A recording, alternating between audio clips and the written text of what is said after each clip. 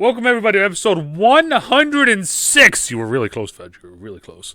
Of the effing title. And this week, I have with me my guest, my co-host, for one of the final episodes of the sports season, of the football season. It is Fed. Scratchy, unfortunately, could not be here due to some unforeseen circumstances. Fed, how you doing? I am doing. I never thought we'd make it in a million years, but here we are. Here we the are. Last episode ever of the effing title. Wait, what? I'm just kidding, guys. So this week, very, very obvious, very easy thing that we're going to talk about. We're just going to talk about the Super Bowl. We're going to do our picks for the Super Bowl. This will be, I think, a interesting one. I do want to quickly hit on just a quick look at some stuff that may have happened between last week's episode and this week's episode. We had the Pro Bowl. Awesome game. Greatest game alive. Yeah, they need to just get rid of the Pro Bowl. Yeah, I agree. They need to give these players their accolades, get them their bonuses, and then get out of there. I mean, this was just a garbage overall game. I don't know if you saw it, but the Mac Jones freaking touchdown run that was where no one really knows. Where they tapped his hip when he was running. That was a joke. Well, it's like when there's TikToks being made about like, oh my god, we finally had our first ever tackle in the Pro Bowl. It's like just end it. And give them, like you said, give them their accolades, give them their bonuses. Congratulations, you made the Pro Bowl, you made the all, this, that. But don't fucking play the game. Jesus Christ. Like, it was bad. And it's only gotten worse as the years have gone on. Like, I am very much, as of right now, I am a big fan of the worst two teams play.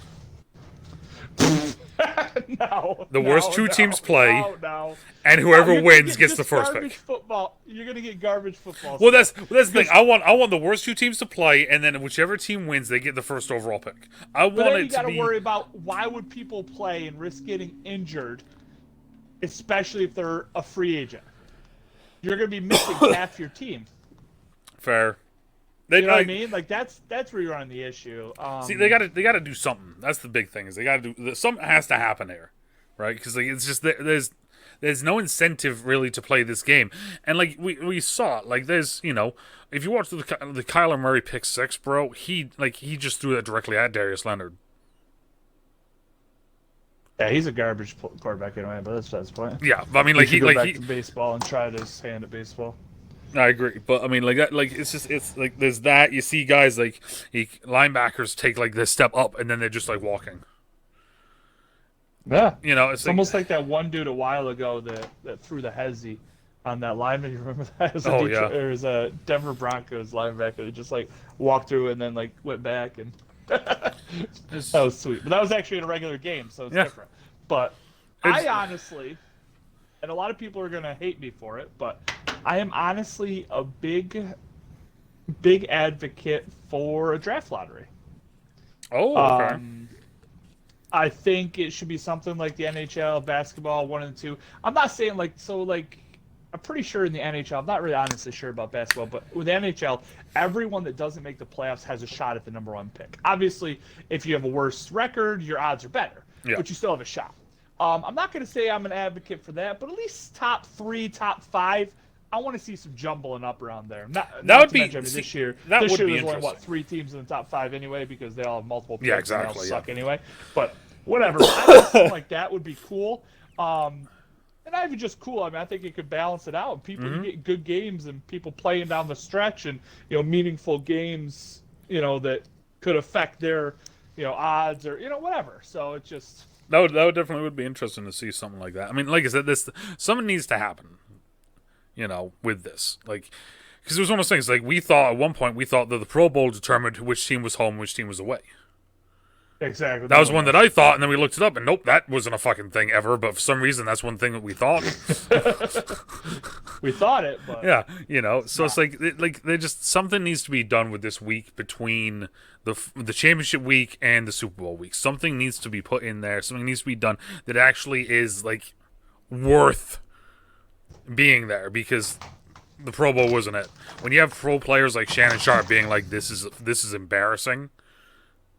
Yeah, honestly, it's even to the fact like they tried, doing it cool like the skills competition, like the NHL does, and essentially like the home run derby and all this. But they tried doing a variation of that, but even that was just garbage. I mean, it's just the who was it? You're not telling me Micah Parsons. I mean, yeah, obviously the dude's fast. He's not beating those guys. I'm sorry, he's not. He's not. Like, stop it. Like we talked about last week. They should have the longest throw. They should have the bench. They should have these different things. But then, yeah, those would be cool. Exactly. But no. Instead, what we have is Instead, what we have is a fucking dodgeball. Like it's so I like fucking. dodgeball. Yeah. Anyway, Super Bowl week. Whoa, we've made it to the Super Bowl. We made it to the Super Bowl. XV1. L1. Yeah, I don't know. No one knows. I don't know. It's on my screen. I got it on the screen right here. It's just, there you go. Anyway, it's this one down here, right here. This thing, not Gromit, but this thing. We got the LA Rams, and they're at the Cincinnati Bengals. Before you bring this up, I don't know how many people got to watch Aaron Rodgers' speech last night after he took home his second MVP award. I didn't see the speech, but I saw that he won it, and I was like, okay. I mean, he should have won it. I mean, I don't know of anyone really that's. I don't know. I mean, you could make arguments for other people. I still think it's a quarterback award. He definitely. Fair. Stats wise, probably should have won it. I mean, he only had 4 interceptions all year. That's something insane. Like that, yeah. But anyway, my big thing is if people haven't watched it, go take a look. Go watch it. It's freaking hilarious. Go watch it. I personally took it as a goodbye. He was thanking everyone and their mother for the Packers organization, which is interesting to me.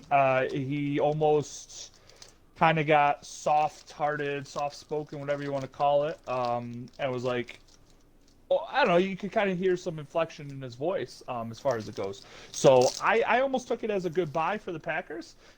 He did come out afterwards, and I'll preface this by saying, he did come out afterwards and said that, he hasn't made up a decision yet. Okay, you know your decision. You just haven't told anyone because exactly. You're as bad as LeBron James is. To the end. You haven't made a decision yet because you haven't fully decided that this is exactly what I'm gonna do, but this is exactly what I'm gonna do. Yeah, he knows. I mean, it's whatever. But it's make a decision. Just get it over with, dude. I mean, that's the thing is don't string these teams along. Let them get some time in and let's get rolling. Yeah. But yeah, I thought it was interesting. So if you guys haven't watched it, I think it's a good see. Just go watch it and see what your thoughts are. Right. But yeah, all right, Colin. Go ahead. All right, LA Rams at Cincinnati Bengals. Final pick of the year. Doesn't really matter because you've already locked everything up, but still, final pick of the year. Rams at Bengals Super Bowl. And we did just get a message from Scratchy. Scratchy is picking the Bengals. Of course he is, because he has nothing to lose. I mean, I would love to hear his decision on that. Mm-hmm. I am going to go with, and I'm going to call him experienced quarterback, but obviously their playoff experience is pretty much the same at this point. But I want to go with the veteran quarterback. We'll go with that. Mm-hmm. To put up more points. In a team that, I mean, they're great as far as the Bengals. The Bengals are great at making adjustments on the fly, adjustments during the game, as we saw in the Kansas City game. Yes. I don't know if I have seen a better adjustments made from first half to second half, or even, halfway through the first half. It was incredible. You got to tip your hat to that. It very much, it feels like, so before you keep going, because you're picking the Rams, yes? Yes, I am picking the Rams. I'm going to pick the Bengals as well. Okay. So that's why I want to Yes, Go ahead. Sorry. Keep cutting you off. No, you're fine. I'm just saying, I am picking them. But it comes down to this offensive line for the Bengals. Mm-hmm. I mean, obviously, as well as I do with our lead up to the draft, that was everyone's big thing is, do you go and get this playmaker in Jamar Chase? Is he going to turn the franchise around? Or do you get someone to protect this quarterback you have. Yeah. Do You you know, get so this number like? one overall pick that just went out with an ACL injury the year before. Yeah. Do you You get know, I someone? mean, Do you get which someone one to do you get? help him become a Exactly. better quarterback, or do you get someone to help him protect him to become a better quarterback? Correct. Um. And that was my big thing. And I mean, obviously we talked about it a lot. And I think they. I mean, I don't know if they could have gone wrong either way. Yeah. No. Jamar Chase obviously looks great. He brings a completely different dimension to that team, and it's huge. It's a world of difference. Like what But Rob was I saying think last week as well. Panay. Like they arguably have the best three receivers in the game right now. I agree. Arguably. Yes. Yep. But I also think that Panay Sewell could have done wonders for that team as well. True. True. I really believe that. I believe that they could have performed well with him there. So So I, no, it's this is one of those tough ones because like I love Stafford, but like it comes down. Do you really though? Yes, I do. I think this is you showing right now that you hate him. No, I love You just Stafford. said he doesn't deserve to win the big one. I That's what you mean, just I said don't to think him. anyone deserves anything in this game. However, I do love Stafford, but there's something about this Bengals team, and it almost like I don't want to say like it's one of those like destiny teams, or one of those things, but it makes me very much feel like when the Ravens went to the Super Bowl recently, like Ray Lewis's final ride. It almost has a feeling like that where like every team kind of doesn't respect them. Like every team's gonna like if you ask them that straight up, they'll say like, "Oh yeah, no, we respect this team," right? However, Yeah. we know for a fact that that isn't it, right? I was like, I need to make a quick call. I'm gonna let you speak for a little bit. No, so I mean, I agree with you, Colin. I think they are a very talented team. Everything has been falling into place for this team. Um, but I mean, you can make the same argument that I mean they played a Titans team coming off, uh, their first game. It was after a bye. I still am a firm believer that bye weeks hurt teams, especially teams like the Titans who are on a roll going into the playoffs. Um, I think that's the big issue. So I think that if there was to be a choice, I think you have to go with the Rams, just because of that D line. I mean, even with the Titans game, like where I was just mentioning, I mean, they got beat at the line of scrimmage in that Titans game. I mean, they got beat bad. And when you got someone like Aaron Donald in the middle, that's just going to disrupt, and you're going to have to double/triple team him, and then not to mention you have Von Miller coming off the edge. Obviously, you have a good secondary with Jalen Ramsey anchoring that. You have freaking Weddle coming out. You have retirement to play for this team. You have Rapp is a great slot corner. I don't know how you can bet against this team. I mean, they brought in Odell. They brought him back to form. I feel like it's another option there. The more athletic Robert Woods, which is great. I think that it's the real key, I guess, is to seeing what that offense can do. And I mean, they just have so many weapons. I don't believe they're going to have Tyler Higbee this week, which could be an issue. But Blanton's. I was gonna say Higbee could be an issue not having him. Yeah, I mean, so that's So what I was getting at was kind of just like it feels very much like that team where like they don't get respect, like there's no respect, but yet like we talked about, like this team has been very good at adjusting on the fly, right? It almost feels like they have a game plan, right?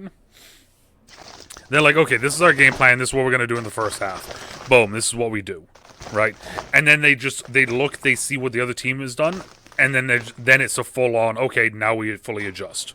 But it's almost like like they're trying to play with them a little bit to like unveil what they're going to do, and then they adjust, and the other team kind of sitting there like, well, what the fuck do we do? Like, because you saw that was the thing, is I think they caught the Chiefs completely off guard. Yeah, exactly. I think they were like, whoa, this just didn't see this happen. The thing that I do, I think that Jamar Chase will have Ramsey's number. Really? Yes. I think that Jamar Chase will have his number. I don't think Chase I don't think it's going to be a full game number, but I think that he's going to win the majority of the battles. Right? See, I don't think you even do that. If I'm the D coordinator, and that's what I'm going right now. I am the D coordinator of the Rams. I don't put Jamar Chase I don't put Ramsey across from Jamar Chase.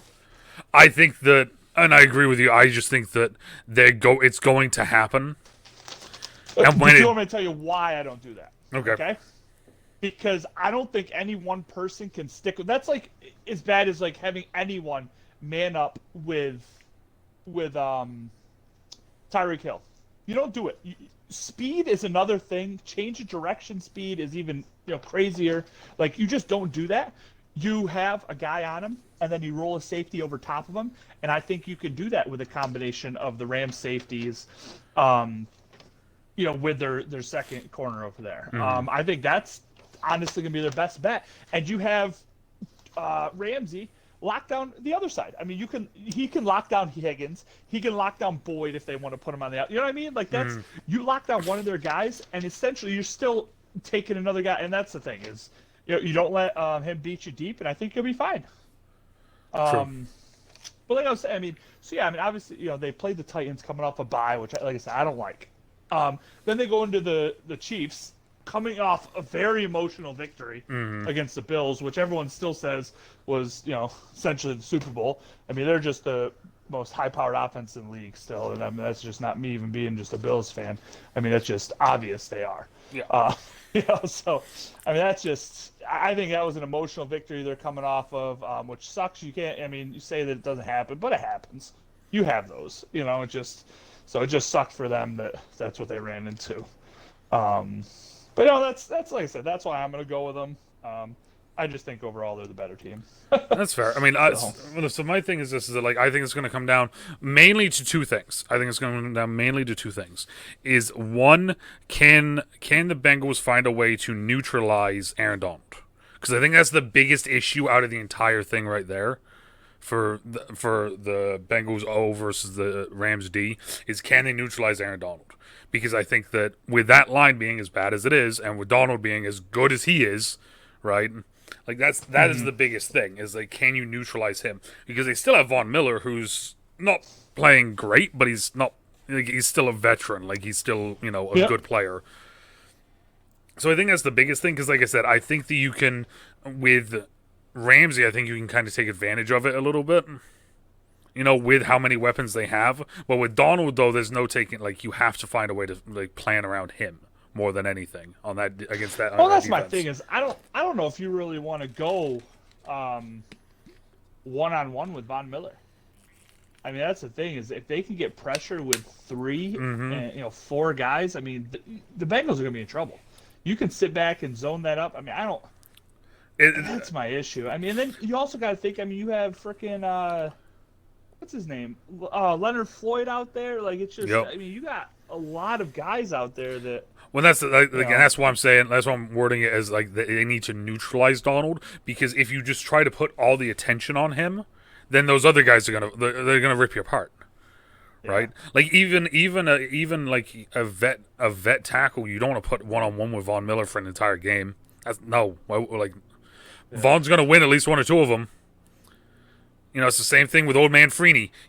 Doesn't matter. You put one or two, he's gonna get that spin off and he's gone, right? Like, so that's that one. And then the other thing is like flipping it around, Rams versus Bengals D, is that I don't think with the way the Rams offense is running right now, I don't think you stop it. I think you slow it. That's the only thing you can do. They're going to score at some point, and they're going to move the ball at points, but you need to slow it down. That's the big thing that I think that they need to do, and I think that they have enough underrated kind of guys that we don't really before the season. How many people knew about Jimmy Bates?